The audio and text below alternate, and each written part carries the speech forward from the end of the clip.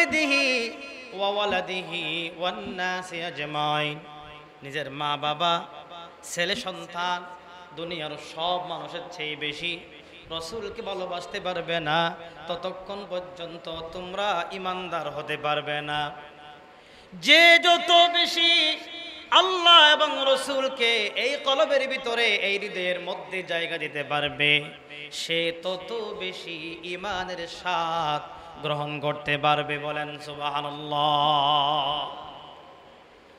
2 নম্বরে আল্লাহ নবী বললেন, আল্লাহ তাআলার নবী বললেন, ও দুনিয়ার মানুষেরা, ওই ব্যক্তি ইমানের স্বাদ গ্রহণ করতে পারবে 2 নাম্বার, যে দুনিয়ার কোন মানুষকে আল্লাহর জন্য ভালোবাসবে। বলেন কার জন্য ভালোবাসবে? আল্লাহর জন্য ভালোবাসবে। মান আহাব্বা লিল্লাহ ওয়া মান আবগাদা লিল্লাহি ওয়া মানাআ লিল্লাহ। অন্য হাদিস আল্লাহ নবী বললেন, যে দুনিয়ার কোন মানুষকে যদি ভালোবাসে, সম্পদের জন্য ভালোবাসবে না, পদের জন্য ভালোবাসবে না, দুনিয়ার জন্য ভালোবাসবে না, স্বার্থ হাসিলের জন্য ভালোবাসবে না, শুধুমাত্র কেবলমাত্র আল্লাহর জন্য ভালোবাসবে, ওই ব্যক্তি ইমানের স্বাদ গ্রহণ করতে পারবে। সুবহানাল্লাহ। ভালোবাসার মধ্যে কোনো স্বার্থ থাকবে না। কেউ ভালোবাসে, সে আমি বড় লোক তো আমার সাথে করে লোক তো যায় না, কারণ আমি একদিন খাওয়াইলে সে আমার আরেকদিন খাওয়াইতে পারবে না, আমি একদিন খাওয়াইলে আমাকে 10 দিন খাওয়াইতে পারবে। ওই রকম দেখে দেখে আমি বন্ধুত্ব করব, ভালোবাসবো। ওই রকম কিছু ব্যক্তি আছে না? নাই? আসে না? মানে স্ট্যাটাস বজায় রাখার জন্য বড় লোকের সাথে বন্ধুত্ব করে, এর মধ্যে স্বার্থ আছে না? নাই? অথবা নেতার সাথে সম্পর্ক বাড়ায়, নেতাকে মোহাব্বত করে, কারণ কোনোভাবে যদি ফার্ম ফটকি দিয়া তেল মেরে যদি নেতার সাথে হাত করে যদি পদবি পাওয়া যায়, তাইলে তো আমার সব, আর কি লাগে? নেতা হতে পারলে তো সব। আছেন এরকম? বিভিন্ন মানুষ বিভিন্ন ধরনের ভালোবাসার সম্পর্কে আবদ্ধ হয়ে যায়। ওই ভালোবাসার ব্যক্তি কখনো সফল হতে পারবে না।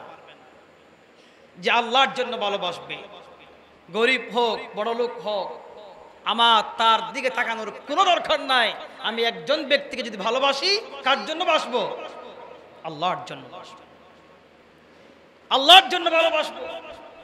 আর আল্লাহর জন্য যদি ভালোবাসেন, আপনি নামাজ পড়েন, আর আপনার বন্ধু, আপনার ভালোবাসার মানুষটা নামাজ পড়বে না, তা কি হতে পারে?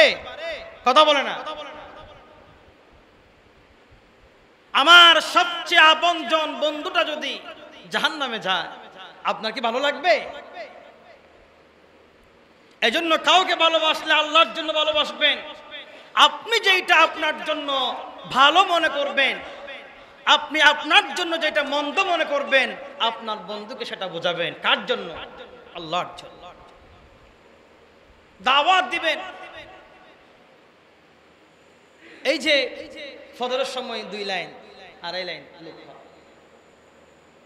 বাকিগুলা ঘুমায়। অনেকজন পূর্বগড়ি থেকে আসে, অনেকজন হাজিগড়ি থেকে আসে। আসার সময় যদি একজন ব্যক্তি পাঁচটা ব্যক্তিরে নামাজের দাওয়াত দেন, দেখে নিয়ে আসেন, ভাই আসেন, 10টা মিনিট আগে উঠেন, মোবাইল করেন, ভাই উঠছেন, আসেন নামাজটা পড়ে। আপনার যদি বন্ধু হয়, সে কখনো আপনাকে ফাঁকি দিতে পারবে না, কারণ আপনি ডাকলেন কেন? আল্লাহর জন্য। ভালোবাসেন কার জন্য? আল্লাহর জন্য ডাকলেন। আপনি একা একা আসলেন, আপনার ছেলে উপযুক্ত হয়েছে, ডাকলেন না। আপনি নিজে আসলেন, হাত তুলে আল্লাহর নামে ফেলতেছেন, আর আপনার ছেলে জাহান্নামে যায়, আপনার কোনো খবর নেই। আসেন নাই? আসেন এরকম? কেন আপনি ডাকলেন না? মুসলমানের ঘরে ছেলে উপযুক্ত হয়েছে, বাপ নামাজ পড়ে, ছেলে কি করে নামাজ না পড়ে থাকে? আপনি কি চান আপনার ছেলে জাহান্নামে যাক? ডাকলেন না। প্রকৃতপক্ষে আপনি আপনার সন্তানটাকে ভালোবাসতে পারলেন না। আপনার ছেলে ঘুমায় আর আপনি মসজিদে আসলেন, নামাজে ডাকলেন না। আপনার বন্ধু বাড়িতে ঘুমায়, আপনি আসলেন, ডাকতে পারলেন না। তার মানে আপনি আল্লাহর জন্য ভালোবাসেন নাই। আল্লাহর জন্য ভালোবাসলে আপনি ডেকে নিয়ে আসতেন, টেনে নিয়ে আসতেন। তুমি নামাজ পড়বে না, জাহান্নামে যাবে, আমি বন্ধু তা সহ্য করতে পারবে না। একজন নামাজি ব্যক্তি যদি 5 জন ব্যক্তিকে ডেকে ডেকে নিয়ে আসার দায়িত্ব নেয়, এই মসজিদ সবাই ভরপুর হয়ে যাবে, সবাই এলাকায় সবাই মুসল্লি নামাজি হয়ে যাবে। ঠিক কিনা বলে? ডাকি না তো, দাওয়াত দিই না। এই দায়িত্ব নেওয়া যাবে না? বলেন দায়িত্ব কি নেওয়া যাবে? বলেন ইনশাআল্লাহ। যারা 5 ওয়াক্ত নামাজ পড়েন, আপনারা আজ থেকেই সিদ্ধান্ত নেন, আপনার আশেপাশে আপনি যদি বাহিরের হন, আপনার উপরে নিচের ফ্ল্যাটের ব্যক্তিকে ডেকে নিয়ে আসবেন, স্থায়ী হলে বন্ধুকে ডেকে নিয়ে আসবেন। পারবেন না ইনশাআল্লাহ? কার জন্য? মান আহাব্বা লিল্লাহ। কার জন্য বলেন? আল্লাহর।